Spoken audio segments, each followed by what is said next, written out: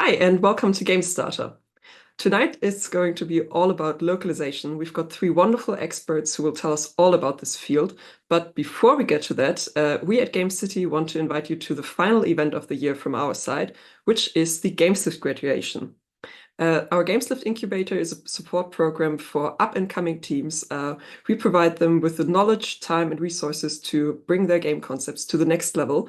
And on December 10th, they will show the results of hard work from the past 3 months to the public for the very first time. So please, you're cordially invited to join us on December 10th, either in person here in Hamburg at the Design Centrum, or tune into our live stream. My lovely colleague Maggie will post the invite to this event in the chat, so please sign up and come to this event. But you are already here for something different, and that, of course, is the Game Starter. So just so you know what's on the agenda for today, you're currently in the welcome and introduction part. We will take a quick look at who's joining us on the panel. Then Anna and I have prepared loads of questions for our experts to really do a deep dive into game localization. But we welcome you to ask your own questions during the entire panel via the chat.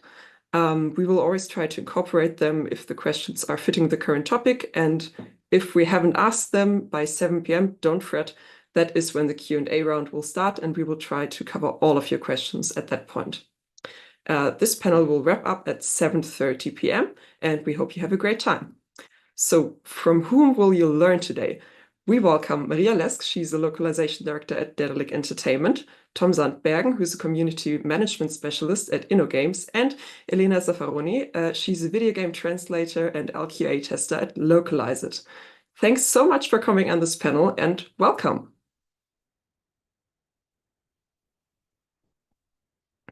So now that we're all here, I would like to start off with Maria. Would you mind introducing yourself and tell our viewers a bit about you? How did you get into the games industry? What exactly are you doing? And what does your job look like? Yes, of course. First of all, thank you so much for the invite. I'm Maria. I'm the localization director at Daedalic. I have been working in this industry for almost 12 years now. So I moved straight to Hamburg and started at Daedalic right after I finished my studies. I started out in a myriad of different roles. Basically, among them was QA, customer support, which I actually like built from scratch and led until 2020. Then I was a camera woman for events, and also in studio I edited videos and also did a couple of product management tasks, and finally arrived in the localization department in 2016. And I took it over as the director. And I have currently one other colleague, my buddy Ben, and together we bring localization to every single game published by Daedalic, and there are quite a lot of them. So we have the pleasure of working with a lot of different dev teams and also our beloved troupe of translators from all around the world. So yeah, we also have a different branch of work that we do outside of the localization, which is script doctoring and counseling for narrative and story. So sometimes we get to work very closely with the text before we even have them ready for translation, which is, yeah, very enjoyable. And I got into this industry, yeah, by sending in an application. It was for a very different job back then. And during the interview, the former HR manager was like, yeah, we could use someone who could build the customer support department, and we can squeeze you in different positions if you want. And are you up for that? And I was like, yeah, why not? And so here I am. Amazing. Sounds like you've learned a lot about the industry in many different positions. Can't wait to hear more about that. Thank you so much for joining us. Next up, Tom, what about you? How did you get into games and what are you doing these days? Hello, yeah, thanks for the invite as well. So how I got into the industry is somewhat similar to Maria by the sound of it. I started more or less just playing games, and at some point I found a game where I was able to join one of the teams, the customer support teams, and through there got into community management, and from there also got to an in-house position at InnoGames in Hamburg. And that's where I still am today. And that is also over the course of like 10-ish years by now. I haven't counted, But yeah, I'm also at InnoGames for more than 10 years in various positions. And today I am a CM specialist, community management specialist, and part of my role there includes localization, as well as some project management related to our tools for localization. And I'm sure that we will dive into that more later in the panel. But yeah, this is probably why I'm here on this panel, for the localization part of my job, but it is not all of what I do. Amazing. A deep well of knowledge we're getting from today. And yeah, to bring someone else into the mix, of course. Hi, Elana. Thank you so much for joining us. Tell us a Hello, bit good about evening. yourself and your work, and what are you doing in the games industry? Thank you for having me. My name is Elana Zaffaroni. I am an Italian translator and LQA tester. I'm specialized in video and board games. My business name is Localize IT, and about 3 years ago, I also started my own collective of video game translators, and together we offer a full package of services, including translation, proofreading, project management, and LQA, mainly for direct clients in the video game industry. I started about 16 years ago when I moved to the Netherlands. I started as an in-house tester for the Italian language, and then inside the same company, I covered different positions, a bit like Maria. I had a sort of similar experience. I became a supervisor of the quality assurance department. Then I was in-house translator for 1 year, and after that, I started freelancing. So I have been fully freelancing since 2010, more or less now. Amazing. It's great that we have like both sides of the industry here, people who do the translation and also like the whole organizational background around it. So I'd say let's do a deep dive right now. And for that, I will pass over to my colleague Anna, who has the hard-hitting questions right in front of her. Yes, thank you so much, Helen. Thank you for your introduction. And we always like to start learning more about your work profession with the workflow. So Maria, maybe you could tell us about, what is a typical workflow in game localization? Is there one? And you already told us that you have a team of 2. So does this differ from the work you both do? Maybe you can tell us about a workflow. How is it typical, if it's typical? Yeah, I can, of course, only say it's typical for us, for the publisher that we are. Usually our publishing team or the producers, they sign a new game that we're going to publish. Then the producer gets assigned, gets in contact with us. They're going to tell us a little bit about the game, just like, the basics. And then we like to hop on an onboarding call very quickly with the dev team, just to figure out the basics, just to hash out a plan, just to kind of evaluate what they need, if they have a specific experience already, how we can help, what the game is like, and what workflows they have, and then we can adapt them to our own working style. And yeah, we basically do that very early, as soon as the game is signed. Then we help setting up some processes for them, help them setting up the localization kit if they don't have any experience with that. And we usually have newbie teams, so they need a little bit more attention to setting up all of the things. We try to keep in contact with them, and usually then they write their texts or work on their texts on their end. In the meantime, as soon as we have the word count, the estimated word count from the dev team, which is a very important number, as soon as they know what word count the game probably is going to land on, we can then on our side decide the languages that we're going to add to the game and the schedule we're going to have, like how long it takes to localize this game. Then there's the milestone for which the text will be delivered from the dev team. Usually we get that, evaluate the things we get, decide on who's going to translate this, and then send it out to the teams. They'll do their translation. usually takes, a couple of weeks. We get the translations back. We send them back to the dev team. They're going to integrate them into their own game and give us a testing build, which we're going to go and get to the translators for the LQA testing, so they can see their own translation in the game and, test for bugs and, just to work on their own translation, improve it in the context of the game. And that for the LQA, we like to do like 2 to 3 rounds just to, get rid of all the bugs and, improve the quality of the translation.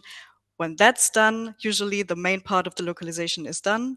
And then we're just on standby waiting for stragglers. There are always stragglers, like the dev team is forgetting some lines and we need to translate them as well. Then we're just waiting if there's anything else we can help them with.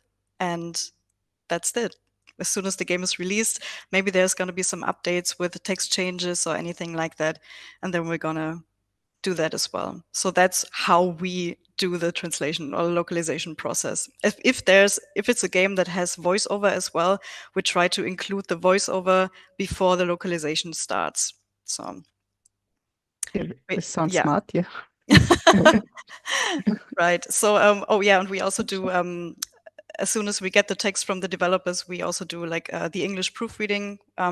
Usually also before localization starts, we like to do that just to ensure the English source is perfect and flawless so that all localizers can work with the proofread version of the source.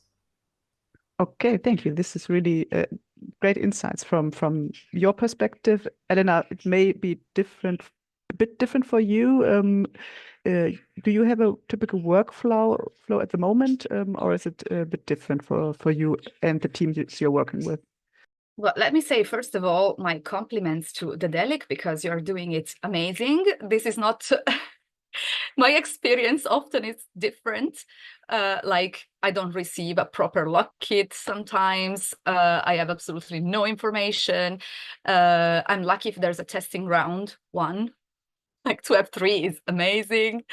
If I'm working with an agency, so as a singular individual freelancer, usually I am contacted for a project. I am told what's the word count, what's the scope, and the time assigned, the deadline, and that they would like to put me in translation or proofreading role. And they ask me if I want to accept the project, and then we start. They assign me the files and I start working on them. And hopefully, not always, I am put in contact with the other members of the team, which might be other translators, if the file is very big and it's split between different people, the reviewer, or if I'm the reviewer, I'm put in contact with the translator. This is not always the case, unfortunately. While if I'm working with my team, with a direct client, usually it's a bit similar to what they do at Daedalic. We usually have a call, maybe at the beginning, to discuss the project and their needs. We are informed on what the word count is, so we can decide how many people and who need to be assigned in translation, who's going to be the reviewer. We establish a deadline depending on the needs of the client. We ask for references, and we often work with indie games, indie studios, and they can be often at their first game. They also need a lot of guidance. Maybe they don't know much about localization, so we do have to maybe lay out the path and explain them what we need. Usually we establish a channel of communication where we can ask questions, a QA file where we can ask questions, and so on.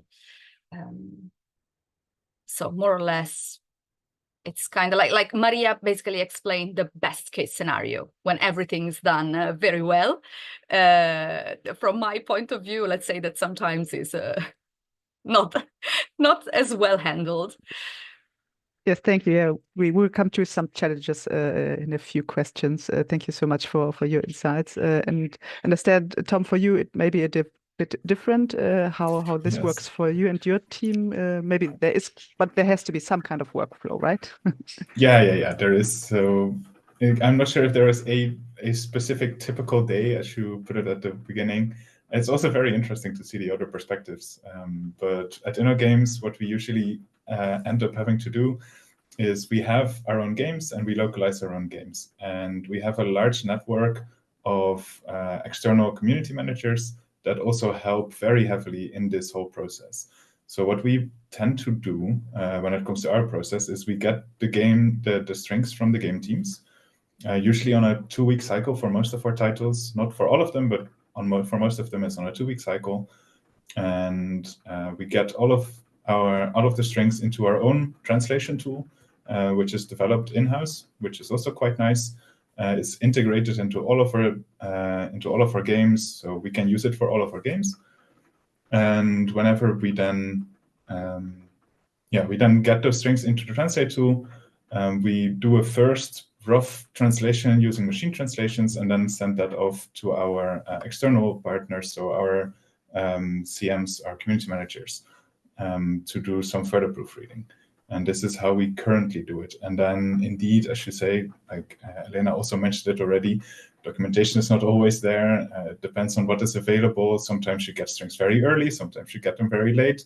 So sometimes you get them before the documentation is ready. Sometimes you get them when there is barely any time to read the documentation before they need to be done. So this is part of where our challenge also comes from. But yeah, in the ideal case scenario, you indeed have time to translate the strings, to proofread them, view them in the game. That would be ideal. That is sometimes possible, not always, just because we work with rather tight deadlines sometimes.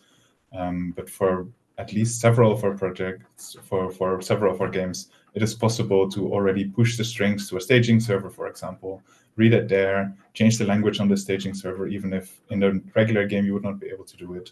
So those kinds of tools we also have available at InnoGames.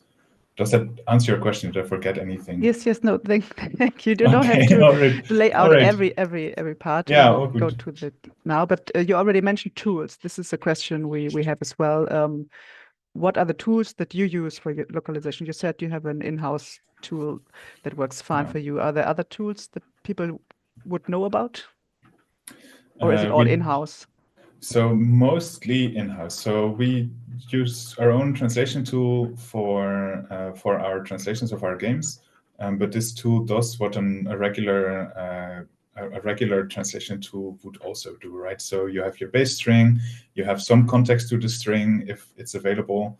You can put in your translation. As I mentioned, we try to pre-fill the translation fields with machine translations. We also know that they are not perfect. This is why we proofread them, and this is important also in our quality check. Like, we do not want to ship straight up machine translations just because they are not ready, especially for games. They are a bit of a challenge. Whenever you talk about game terms or that kind of thing, like, machine translations are just not there. ChatGPT, great. I mean, we don't use that specific one, but try to translate game terms, it will struggle really hard. And so yeah, the manual, like, human proofreading is very, very important also for us. And yeah, I don't think we can get away from that anytime soon. Yeah. You mentioned other tools. Yeah, we don't really use other tools. Like, we use services that we integrate in our tools. Like, for the machine translations, we use like Google Translate and DeepL, depending on the language. We prefer DeepL because the quality is better. But yeah, and it has some nice features like glossaries that it can use, although not for all languages, but for the languages that do offer it, we try to use it. And a few more settings that we can configure just to get somewhat good quality strings already right from the start. But then, as I mentioned, like, the human proofreading is still very, very important in that whole process. Yeah, thank you so much. Maybe Elena, you can add. Are there some tools that you use that for you, that work for you, or that are more known or not known? Well, usually every agency chooses either they have their own tool like InnoGames, or they have a tool of their choosing. But the most common one is MemoQ. It's a CAT tool. Then we have SDL Trados is another one, not very much used in video games. And then there's some online tools like SmartCat. There's different ones, Phrase. Basically, every agency kind of chooses their preferred ones. Mostly freelance translators, either they have a license for MemoQ or they get one from the client. Like the client has some, they're called CAL licenses. They basically just assign you a license to work on a project just for that specific project. So these are the most common tools we use. Yeah, thank you so much. Maria, you are nodding. Is it working for you as well like this, or do you have in-house as well? It's different for us, but I can kind of understand what Elena says. But for us, it's sounds very basic, but that's kind of the point. We use Excel and Google Sheets because we found that we have a template of a like perfect localization kit like that works for us, that we found works best for everything, that we encourage our dev teams to use and set up. It's very easy for them to get the translation like into the game from the sheet. It's easy for us to work with. And it's very easy for our translators. They like it best because from the Excel or the Google Sheet, they can like pull the whole text and implement it in their own tools like MemoQ. And they can then upload it back into the Google Sheet and we can, send it back. It like minimizes the hurdles for every party involved. And we found that this is the perfect workflow or tool for us. So we used Crowdin for a couple of projects, but that was a very different style. And actually our translators were all like, nah, we don't like that. Give us please an Excel sheet. So we would like, my colleague and I would like to be a little more involved in MemoQ, but maybe someday. So just so we understand what our people are doing on the other end. But yeah, we're just sending over Excel sheets and Google Sheets. If it works, it works. And if it's fine for you, yeah, thank you so much. We already talked a bit about the size of the teams you work in. Elena, can you tell us about how big are the teams that you're working in, and do all of these people do localizations? You already mentioned that you have different translation teams. Maybe you can tell us about how big can this group of localization people be? Yeah, it depends on the project. You have sometimes huge games, like, I don't know, Hogwarts Legacy, and you can be there with 8 or 9 people. And then you have a small project where it's just you. Sometimes the client doesn't even want proofreading, unfortunately. Usually you are a translator and a proofreader, at least. My Localize IT team, where we offer this to a direct client, we are a core team of 3 people, but we also have other freelancers collaborating with us. So we are 7, but we always do translation and proofreading. This is otherwise, if the client doesn't have the budget for that, I guess I just cannot accept the project. This is kind of our basic core thing, translation and proofreading. So yeah, it depends on the size of the project mostly. Okay, yes, thank you. This makes sense. Good to know how many people are needed. And Tom, you already mentioned a little bit about it. So how many people would be involved in localization at your kind of team? Maybe you can tell us a bit about it if you can. Yeah, I can. It depends a bit on where exactly in the chain you start looking. Because our in-house team within community management is like 15 people, but not all of them are doing localization necessarily, but I think around 10, and I should have counted before, but I didn't. But around 10 people are involved in localization one way or the other across our games. So usually per game, we have like 1 or 2 people that are involved from community management side. As I mentioned, localization is part of the community responsibilities within InnoGames, and therefore they are involved in some way. And that is then mostly in organizing, so somewhat similar to what Maria, I think, is doing, getting the strings from the dev team to the translators/proofreaders and back to the dev team. That those steps is what community management is bridging at InnoGames. And then, as I said, in that Inno team, there's like 10 people involved, roughly. But in our external teams, where the actual translating and proofreading happens, we're talking about way more people, because we localize our games to like 15, 20 languages each. Of course, there is overlap, but the people who we ask to do the proofreading is actually the people who take care of those specific games. so that we also have people who know the game and know the context of their strings when they are doing the proofreading. And if you then look at it, then I think we're talking about like 130 or 140 people across languages, across games that are then additionally involved in that. So it's quite a large group of people that is involved in one way or the other. Not everyone obviously is doing it full time. And it's not even their sole responsibility, but they are involved and yeah, therefore also part of this whole process. Oh, thank you. Yes, it's amazing to hear how many different sizes there can be. Maria, you mentioned 2 people. Is it similar then with the external groups, or are there other numbers in your kind of work? Yeah, it's just the 2 of us in the localization department here at Daedalic. So I used to be alone, so I'm very happy that we're 2 now. So we share the work evenly. So as soon as you reach out to localization at Daedalic, you reach both of us. Yeah, it kind of works with the amount of stuff that we have, that we're both occupied full time with everything that we do. Yeah. Thank you. Now I have a great question that may be tricky to answer, but maybe Maria, you can still start. It's the question that is, what makes a good game localization? Is there what is a good game localization? Can you answer it shortly, or do we need one more hour? Well, well, I try. But I think a good game localization is just that it's a localization and not just a translation, because there's like a very big difference. Like the translation is basically just the changing of words into another language that we know, the translation. Localization goes one step further, and it's just adapting and customizing the product, the game text for a specific region and like cultural background. So that includes, for example, like changing time or date formats, or searching for a specific pun or pop culture reference that works better in your region. And I think it's a great localization when the player in their own language doesn't realize that the game was not written in their own language. And even if it's, unrealistic, because most games are written in English, but you shouldn't sit there, play a game, and are like, yeah, I kind of don't get that. That must be lost in translation somewhere.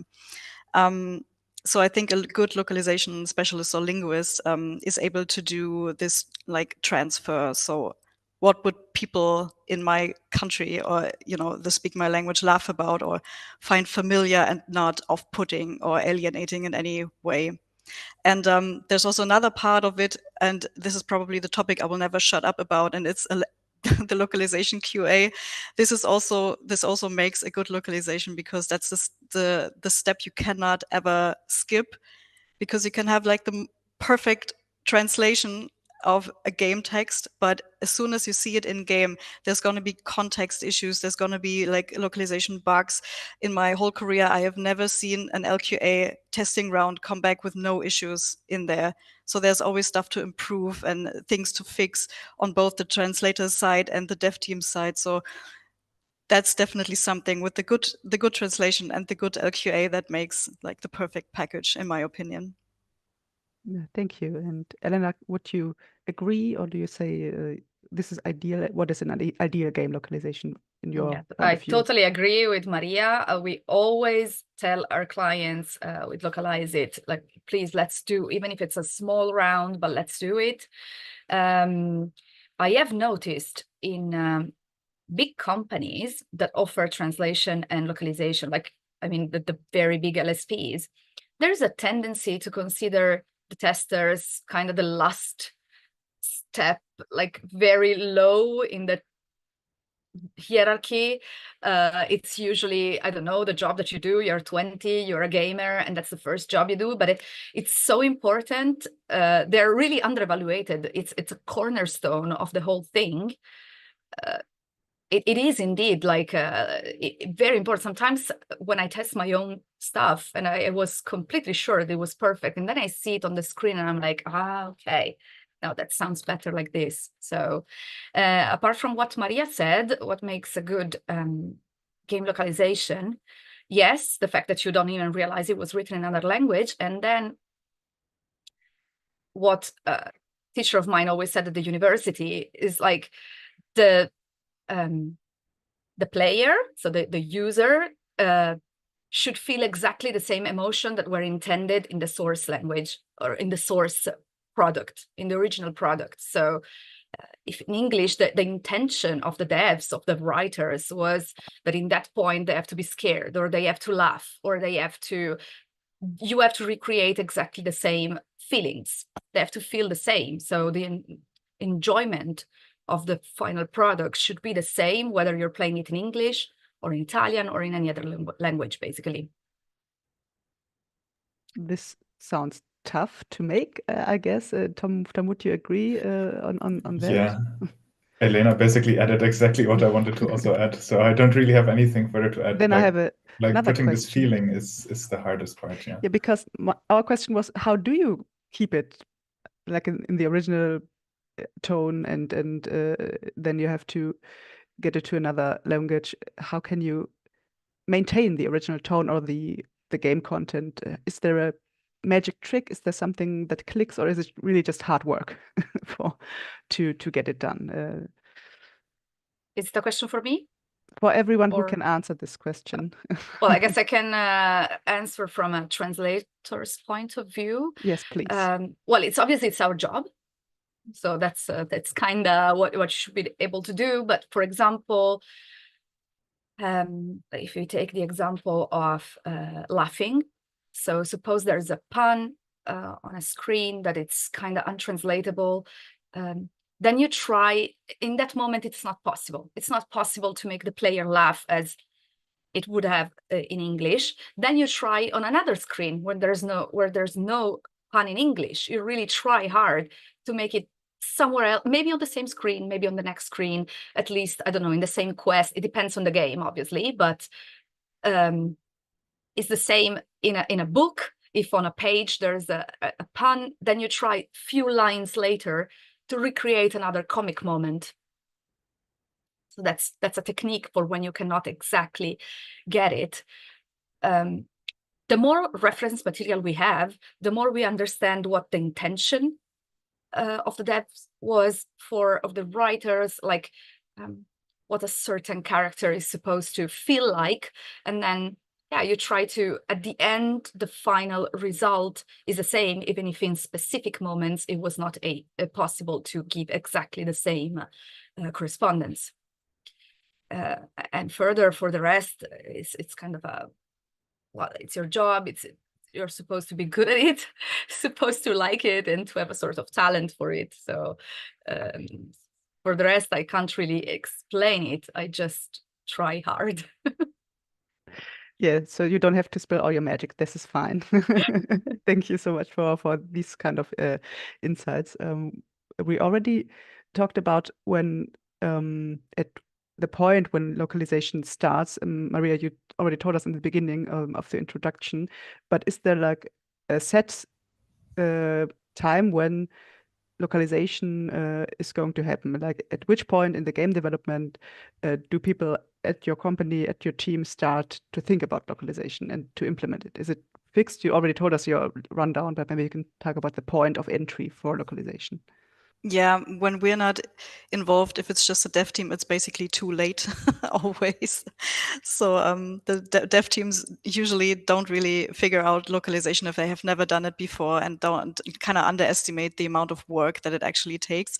So that's why we have established, like, as soon as our publishing team signs a game, we sit down with the devs and are like, think about localization. It's important. So that's when we get involved, and we try to be like stay in contact. But if I can recommend one thing to a dev team, because localization is going to happen sooner or later in your game, so I think it's basically important to already think about it when you set up the coding and the technical like framework or groundwork for the game. There's also a term for it. It's internationalization. It's when you like create a software in a way that allows you to adapt it to different languages and cultures. So you can avoid certain things right from the beginning, just when you know that localization is going to happen, and it's going to happen for every game. So we try to remind devs like from very early on that this is an important part, and we get like a game as soon as it's signed. It may be in different stages of development. Sometimes we get it really early. That's the best part for us, so we can, help them setting things up right from the beginning. And sometimes we sign games that are going to come out in a couple of months, and we only have time to do like the legit translation, and that's it. So we cannot change anything else about it. So we try to be there for them, for the dev teams, as soon as possible, and do whatever we can. Okay, yes, thank you. And Tom, you mentioned tight deadlines at your company. So is it a bit different, or do you say there is a point where it's the latest to get involved into the localization? Yeah, I think I'm a bit in a luxurious position when it comes to that at InnoGames, because we develop our own games and we localize our own games, which also means that all of the development and localization, at least the organization of it, happens in-house. And that means that I can go to a dev team really, really early and tell them, hey, localization is going to be a thing. Make sure you keep it in mind. And because of how InnoGames works, we also all know that localization is going to happen sooner or later. So as I mentioned, like, for example, a translation tool, like, it's all integrated into our systems, like, right from the beginning. So this is already kind of a given in that sense, which is very good for us. When it comes to actually translating, that is obviously later. Like, if you start too early, then too much will still change, and then it's not really that helpful. But also you don't want to start too late so that you run into deadlines, launch dates, etc. So that is always an issue. And I wanted to mention one more thing, and then it slipped my mind. Yeah, it will come back to me. But yeah, like, I'm in the rather luxurious position that I can also, like, tell dev teams to keep it in mind. The thing that I wanted to mention is, when you are already developing the game and we develop in English, you also know that, hey, this will be localized. So make sure that in the UI design, for example, you keep space for localization, because other languages take more space than English, and significantly. So we know some languages that are roughly 30% more in space than English would take in the selection of languages that we usually have for our games. So this is one of the things that I would always, like, give to dev teams early, especially if it's newer dev teams, or they haven't worked with our live titles before. It doesn't happen that often, but still, it is something that I would tell them. Like, if you design a feature, or if you design UI for a feature, keep that space. Like, we know that it will become an issue otherwise, and you will have to go back. So don't let yourself have to go back. Like, do it right from the get-go. So this is I think one of the big benefits of doing localization and organizing localization in-house. Like, it is definitely a benefit.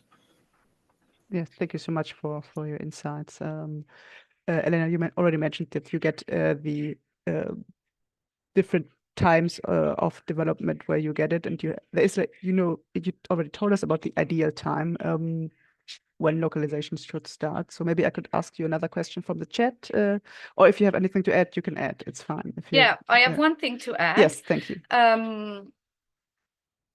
So apart from the technical side of things, like having enough space and things like that, Maria mentioned before that sometimes they get the chance to see, like, the script of the game when it's still in writing, which is amazing, because there's another aspect that for certain games you really need to take into consideration, which is the cultural aspect. Sometimes you might have something in a game which might be offensive in another culture.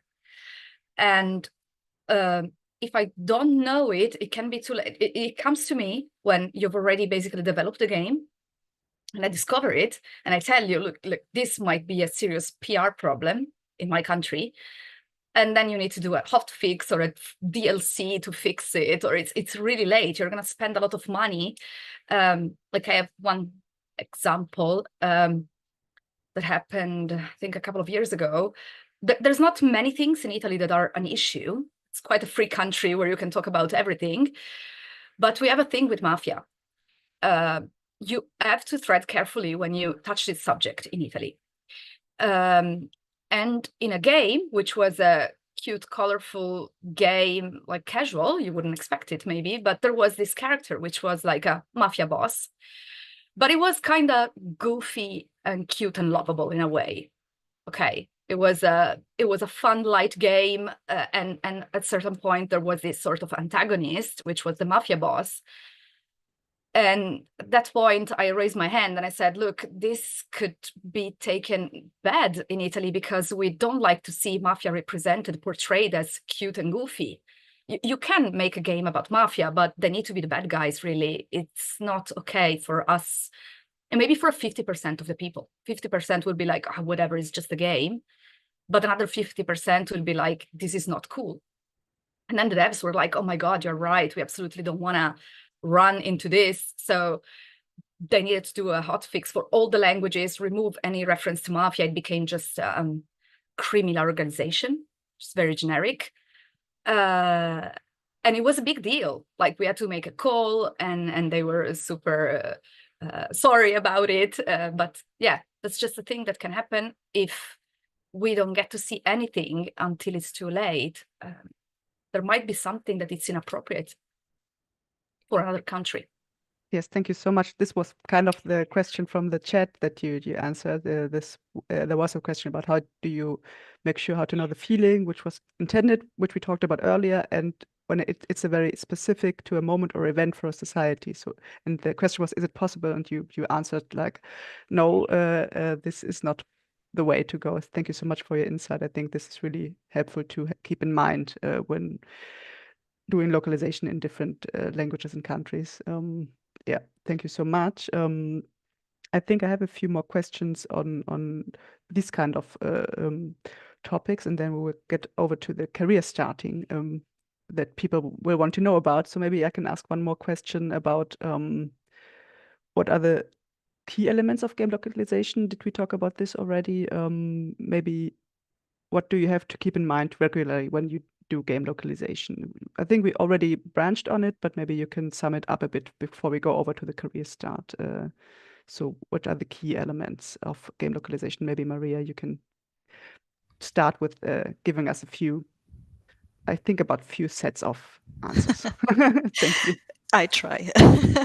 Yeah, sure. So I think for the very specific work that I do, the localization manager in a company or in publisher, it's maintaining the workflow, making sure it works for every party involved, like also adapting to a very specific dev team, just to see if everything we do is good for them, is helping them in a way, and then working back and forth between them and our translators.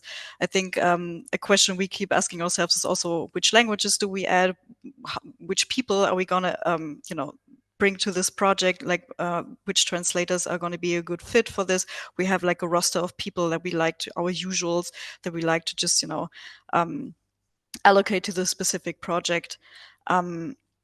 Also, of course, deadlines are always a thing. Will we meet deadlines? Will the devs meet the deadlines? Is the workflow or the schedule still applicable?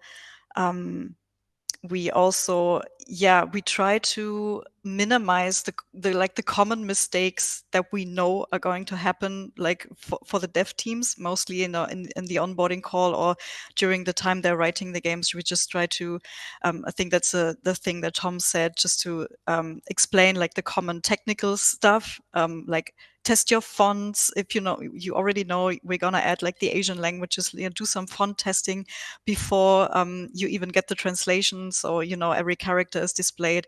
Do scalable text boxes.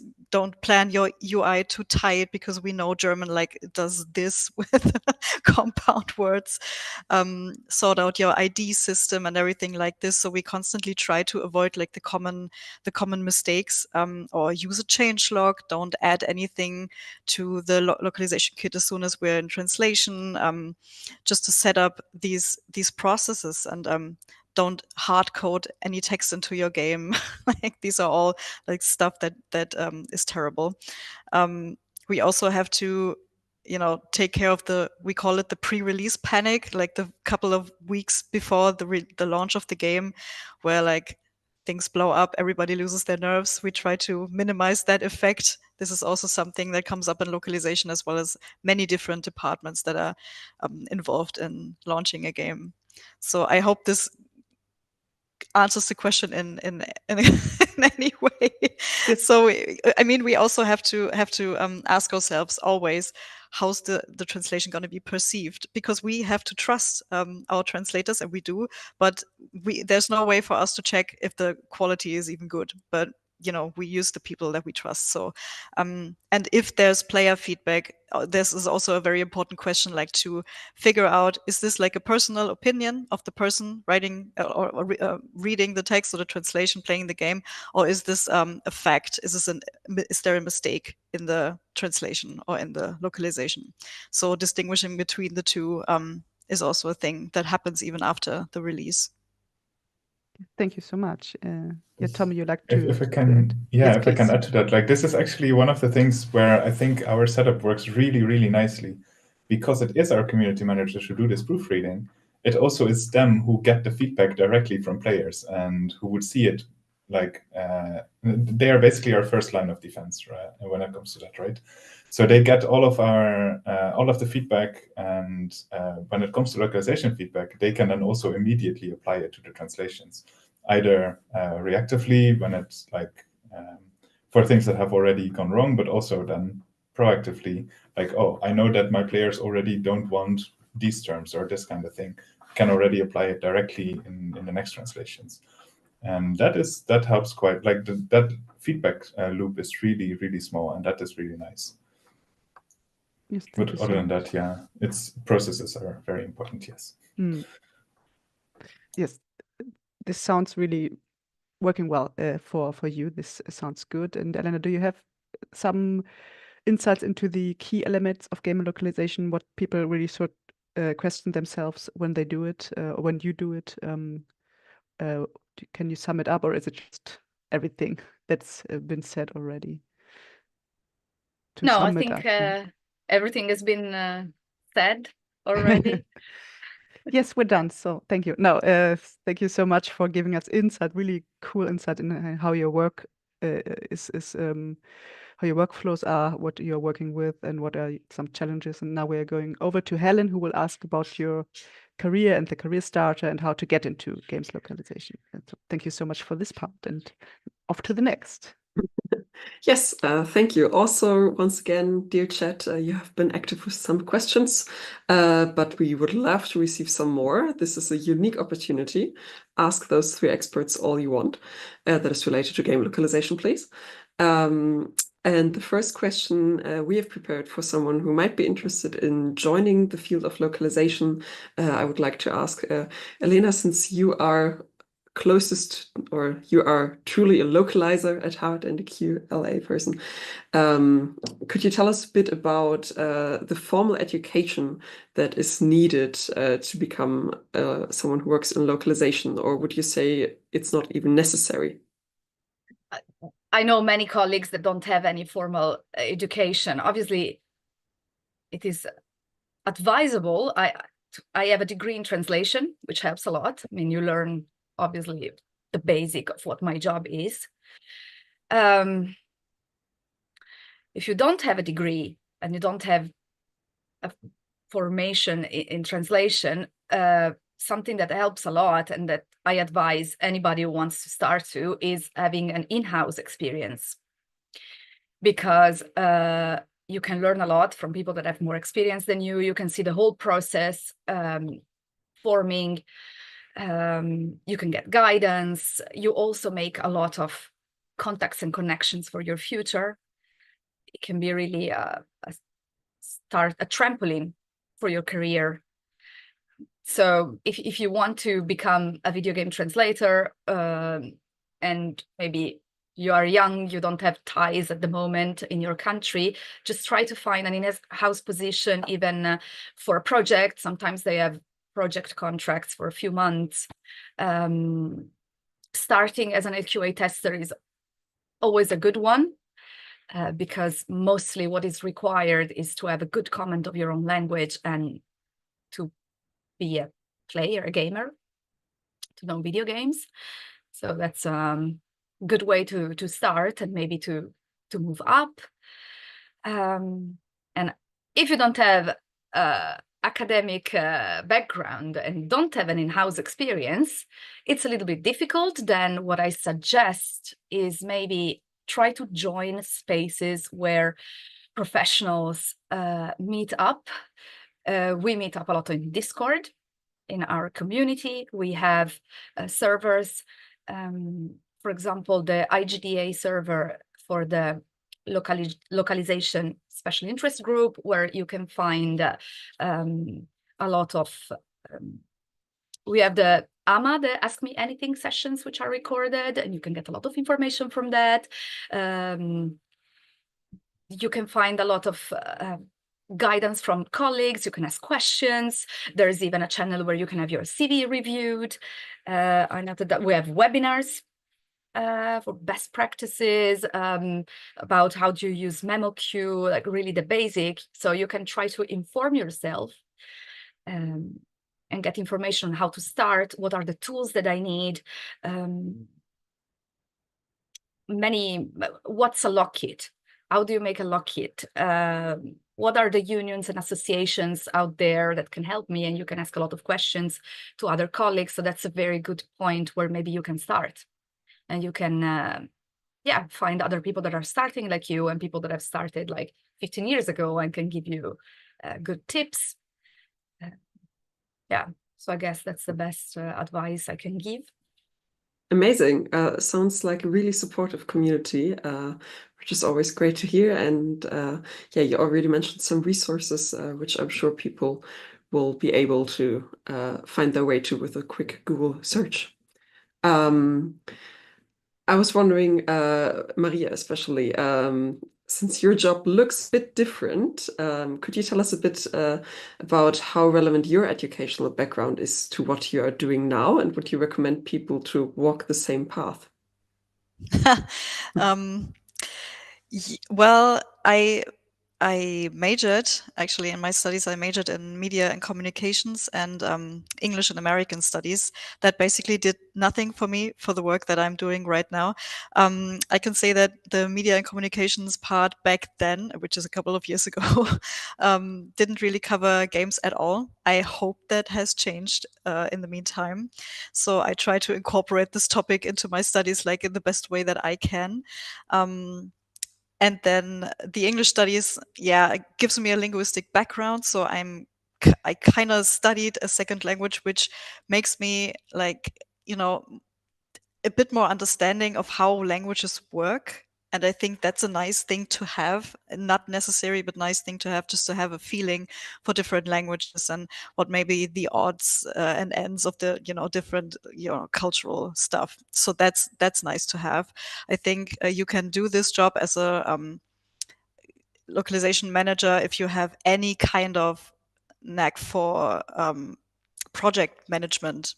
Like, this is basically it. So if you are organized and can, keep track of different things that are going on at the moment, meet deadlines and everything, communicate well, I think that's it, what you need. I personally, in my job, I also do translation and LQA for German.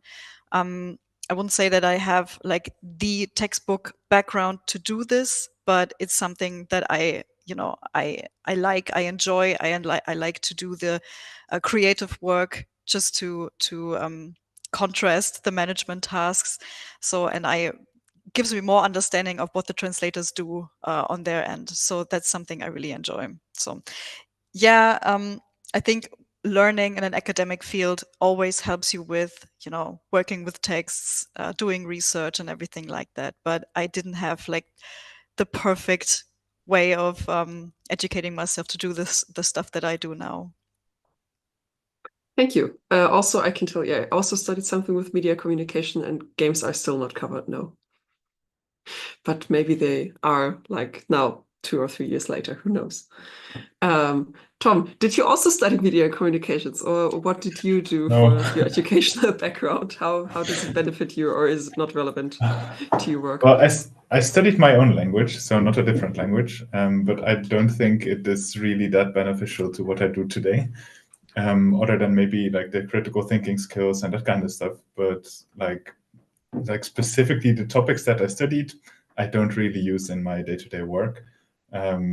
well, because I studied the language, of course, there's things like syntax and that kind of stuff that, sure, if you are doing translating, that is still very relevant. But I wouldn't say that my studies was relevant for what I do. Also, I'm not really translating myself, at least not anymore. Like occasionally I will translate something here and there, but I'm not doing this as part of my daily job, so to say. So if it happens, it's more like a random string here, or, oh, we need like 1 or 2 sentences. Can you translate? Yeah, it's easier than asking someone else. But I'm not translating like larger text or larger things myself. So yeah, I don't know. I'm mostly kind of rolled into my current position. Like, as I mentioned, I started like, I don't know, as a moderator on forums, and then became a community manager, like external community manager, and then kind of rolled into an in-house position. I kind of got lucky, I guess. So yeah, there's an element of luck in general in the games industry, from what I know. Yeah, if your first stop doesn't take you where you are or where you want to be, that doesn't mean you can never get there. Like, I've done, I don't know how many roles and tasks and projects over the years. Yeah, it just evolves. If you're open for change, then, and flexible, then you can get where you want to go one way or the other. Like, there's no one true path or anything. I don't think there's anything like that in the games industry.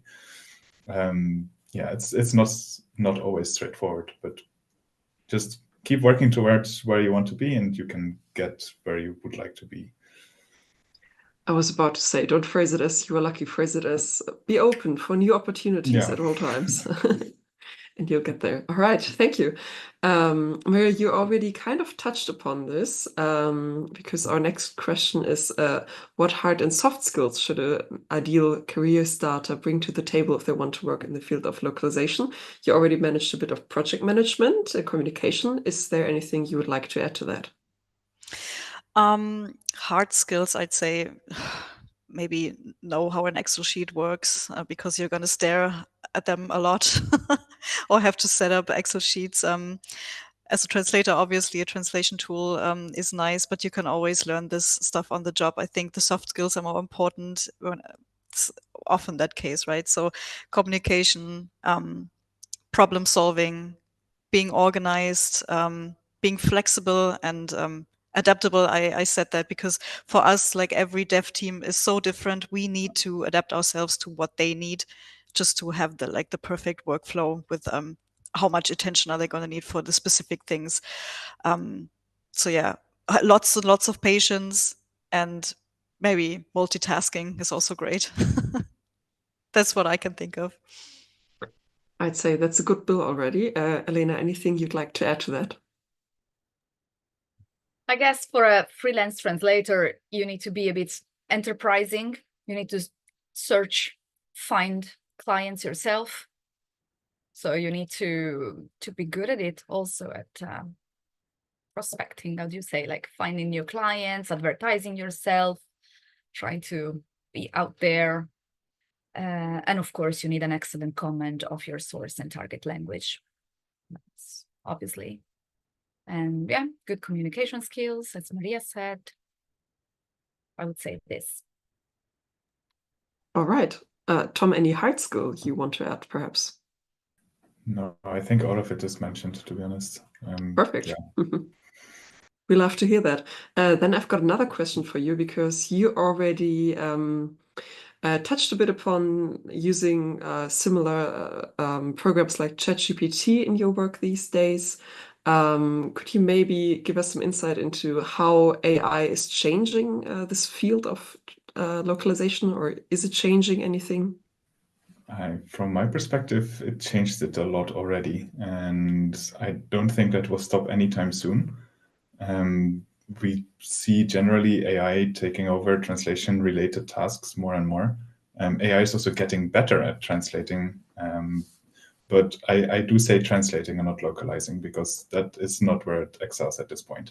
It's very nice for translating things. It's not so good for localizing things. And this is where I see the biggest challenge so far, or like the biggest thing where you as a human translator can still have the biggest impact.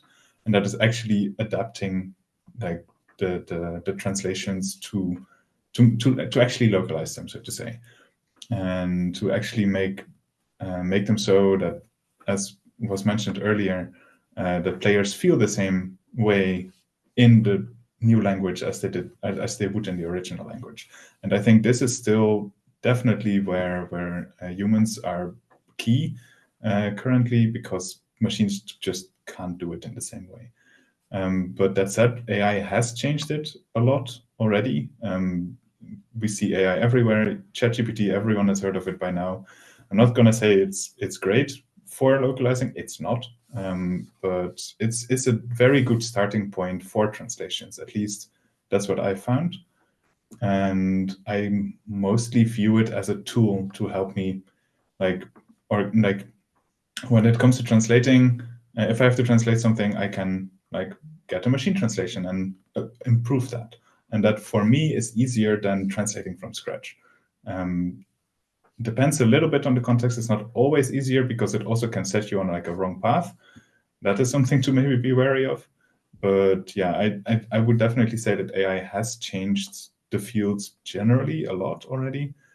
But yeah, maybe I think, Elena, I would actually be really curious, how has it changed for you? Because I think for you it will have the biggest impact. I'm not sure if you're going to be happy about my reply, though. Yeah, please. I don't know a single translator that is happy about this. And not only because obviously you're scared that your job is being picked away by machines, but nobody is happy about using a machine translation because it sucks. It's terrible. You waste a lot of time fixing it, much more than you would take translating it yourself. When you have I don't know, 20K to translate and it's pre-translated by machine translation or DeepL or whatever, then you start fixing it. And after a while, your brain starts adapting to the machine translators and machine translation and working much worse. And you are questioning yourself, do we really say this like this? Is it just me? And then you start questioning and you're not sure if you're changing too much or too little, or it's horrible. I recently was in review on a very big game, which unfortunately I cannot mention because it's not out yet, but huge franchise, very big game.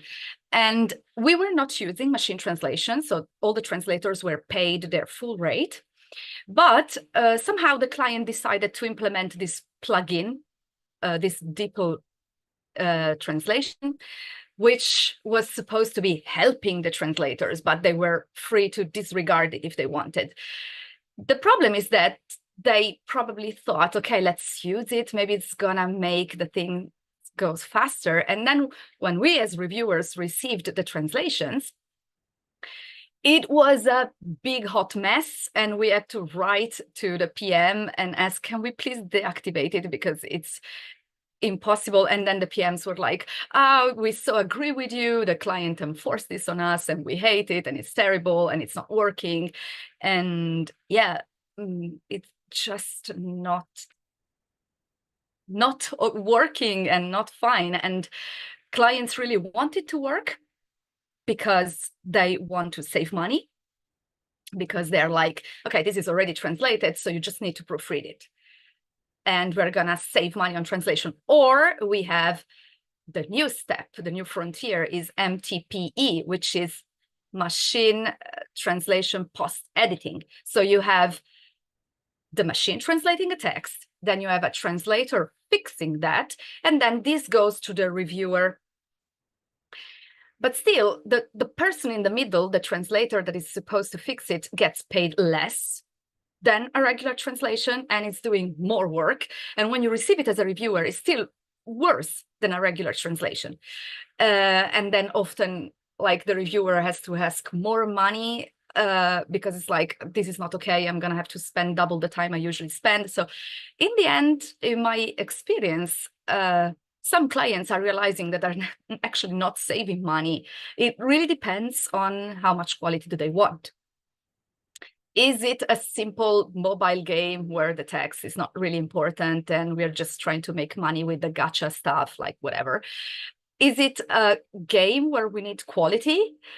Then they're not using it. They already realize themselves that it's just not possible. Plus, I think it's kind of reaching its peak, because you know how ChatGPT like fishes from the internet, right? They fish from online, and by now they're refishing by their own machine-generated stuff. So they're recycling AI stuff. So they're not working on human content anymore. They're recycling a sort of Frankenstein human content and machine translated stuff.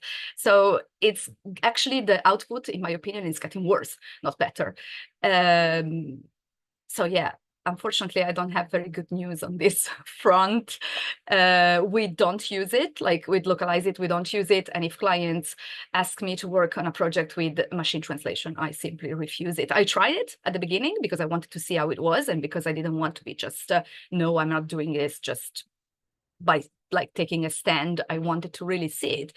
And it's just every time I encounter it, for some reason, it crosses my path, because sometimes clients try to put it on you, even if you said you didn't want to work with it. So like they put you in rev and they don't tell you that it was machine translated, as if you wouldn't notice. Yeah, every time I have a terrible experience. So, and I haven't found yet a colleague that would like it. So that's the full story. No, I 100% agree. Like, a human translation is so much better than machine translations. Like, it's incomparable. That is absolutely true. Like, yeah, no, yeah, definitely. Yes. Thank you for those two perspectives. I think it's a question for people who might think about entering this field that is very important these days to think about, and great to hear those two experiences. Maria, anything you want to add to that point, or have we covered it all? I think you pretty much covered both sides. I'm so sorry, Tom, but I totally am with Elena on this. So we do no not, worries at all. we do not, use machine translation anywhere in our games, because we do mostly narrative games. Not always, not entirely, but when it comes to the narrative, there's simply no way of using this. And I think for me, the absolute worst case scenario would be that every dev team thinks it's easier and quicker to just write their texts with AI and also translate it, and completely dehumanizing this work, just wanting more output for less pay. And the budget must be the really important thing here, because once people realize how pricey or downright expensive localization can be, if you want to include like lots of languages and do the LQA right, or maybe even add voiceover or anything like this, the number of the budget you need to allocate for this may be higher than people realize. And so when you start using machine translation, it might be that localization will become a secondary aspect of game dev, not worth the budget. And that's a very sad corporate thought. So I think we in the bubble, we should always, call out bullshit if we see it. Just advocate for, the human aspect of it. Let the results speak for themselves, hopefully. Thank you. I think also very, very curious about the results of the machine translations. Like, we have been doing it for some time now, but it's still relatively new. I'm very curious to see what it will do, especially on our newer titles, where it has, like, where a larger part of the game is will be started with machine translations. I think for our older titles, where manual translations were done for many, many years, like from scratch as well, I think there the quality will be a lot better even going forward, because we also like feed those translations into the machine translations now. And this is also what you mentioned, Elena, where the machine translation is starting to pick from machine translations as basis. So you get into this loop of just AI training AI. This is where I see risk, like large risk. But we have to see how it goes. I'm really curious how this goes in 6, 12 months or longer. I would also like to add that I still get that using AI as a tool is like simply the way it's supposed to be. Like, I think with the right intent, we can use it to optimize work, but not replace it. So use it as a replacement. Yeah, it's a tool, not the end goal. Yeah. Thank you so much. I think we at Gamecity will maybe re-invite you in like 2 or 3 years and talk about this again. Or you will have to meet on a Discord server, one of those that Elena mentioned, and have another discussion then. But very, very interesting. Thank you so much. I'm going to do a big jump now to one of the questions from the chat because we don't want to forget that one. Back to a topic that we spoke about a bit, because you mentioned at which point should clients think about the localization, or at which point should devs think about localization. And so I think, Elena, this is the most relevant to you. Someone in the chat asked, how do you deal with it if a client thinks about localization too late? What do you do then? That's the standard procedure. So basically, we ask for as much reference material as possible, and we ask a lot of questions. If you don't think of it in pre-production, but only in post-production, you're going to receive a huge Google sheet full of questions, and where we have to ask everything. Like sometimes we don't know, like there's dialogues and we don't know the speaker who's speaking to who. And you know that English uses this you, which can be 2 people, 3 people, 1 person, male, female, whatever. So you just have to, and Italian doesn't work like that. So you just have to either interpret it with divinatory art, or you ask them to give you as much information as possible. Yeah, you have to inform them there is something like inappropriate very late when they were thinking they have their nice game ready and now they have to fix something. So yeah, we just, I guess, make do with what we have. But this is also the reason why I participate in a lot of these talks, panels. I try to educate the devs of the future, like my future clients, because they don't do it because it's just that they don't know. They don't know how localization works. They have no idea. Everything is based on English. So they don't even think sometimes that like other languages have a female and male gender, or we don't actually, problem nowadays is we don't have a neutral gender. So this they thing doesn't really work for us. They just don't know. So they need to be educated, and maybe in the faculties where they learn, well, not everybody has an academic background, as we said, but there are several universities that have game development courses. Please do courses like a lesson or 2 about localization, so that in the future we'll run less into this kind of problem, I guess. Wise words, I'd say. Also, I'm sure we've got some students watching right now and aspiring indie devs. So to all of you, please get on it as soon as possible, apparently. Thank you so much. I would pass back to my lovely colleague Anna right now, who will talk with you a bit more about tips for people who want to join the field of localization. Thank you so much. Yes, we learned so much today. We can learn more. This is not a problem for us. But we always have a question about, is there a common misconception about the games industry from your perspective, and especially about localization? I think we talked about this a little bit, but maybe you can explain for your point of view, Maria, is there a misconception about game localization that you encountered when you entered it, or when you talked about it? Misconception about localization in particular, I touched upon it just a little bit, but it's pricier than you think. Maybe that's one of it. Especially if you want to pay fair rates, and that's things get more expensive by the day, and localization is among these things. I think I often hear that it's useless to localize because people think everybody just plays games in English. And just because you are playing your game in English doesn't mean that there are other people out there who don't, appreciate the game translated into their language. So there's that common misconception, I think. Is it even worth it to localize it into 12, 14 languages?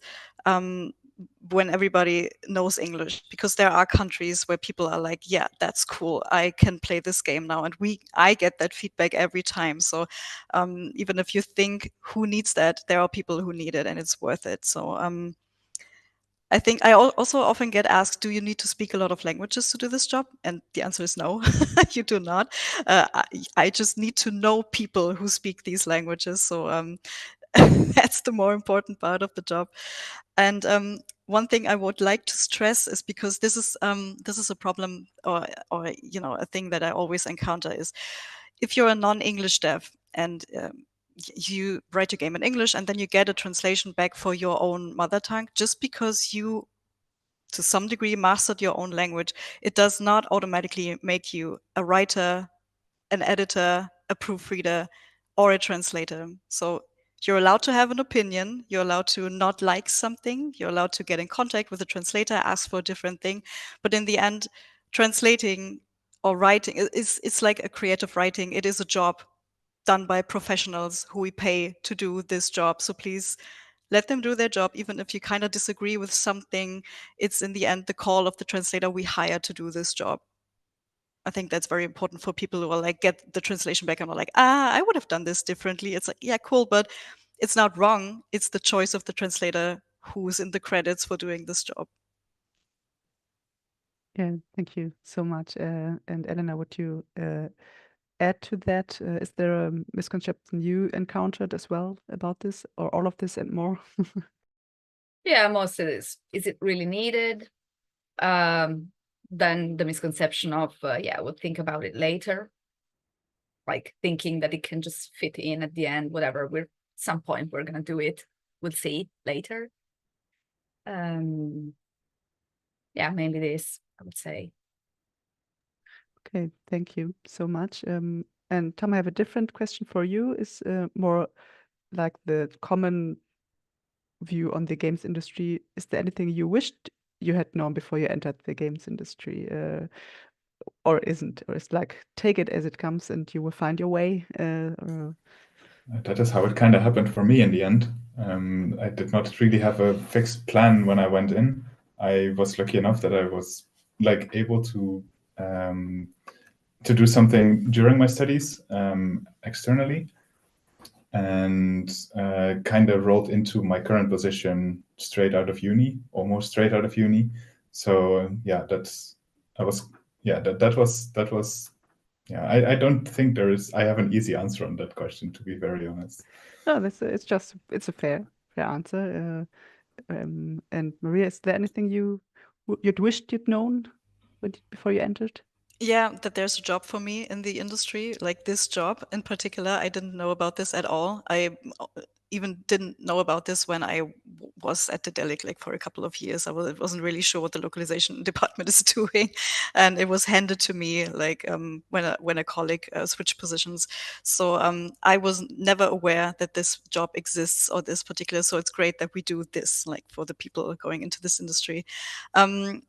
A thing I would also mention here, because it's a big thing for our industry, is I thought crunch is necessary right in the beginning of working in games.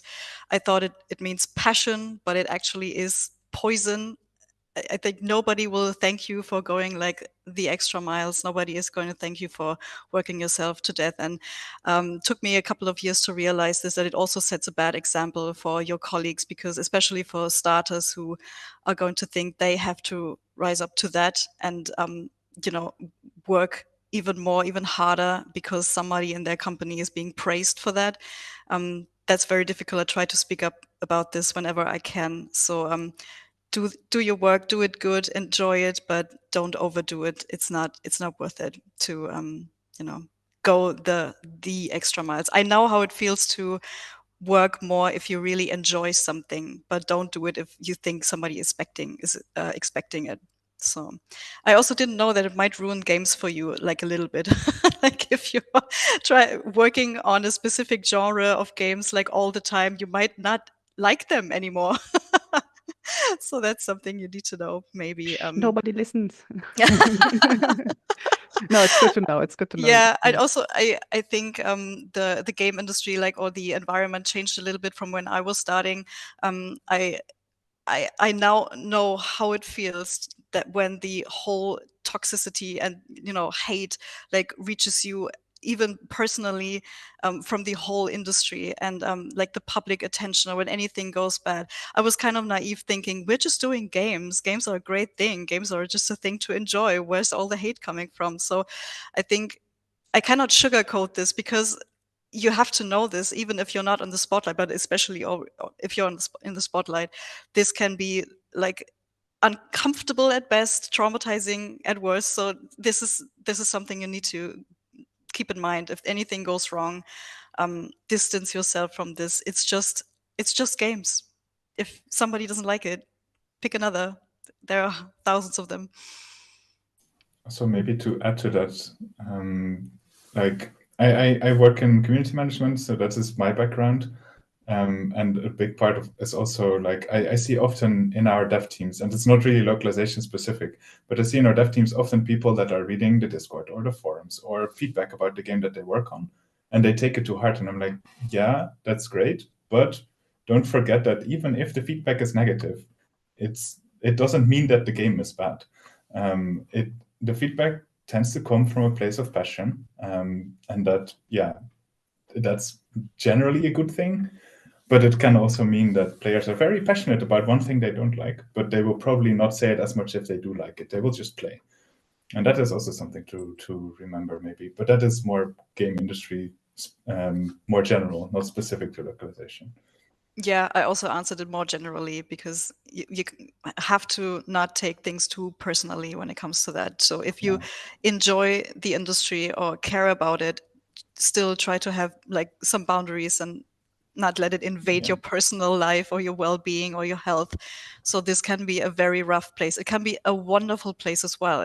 Especially the localization field, I think, is amazing. There's so many amazing people out there, and you can really connect on a great level. But the whole other stuff, it's out there as well, and you need to be a bit careful about this.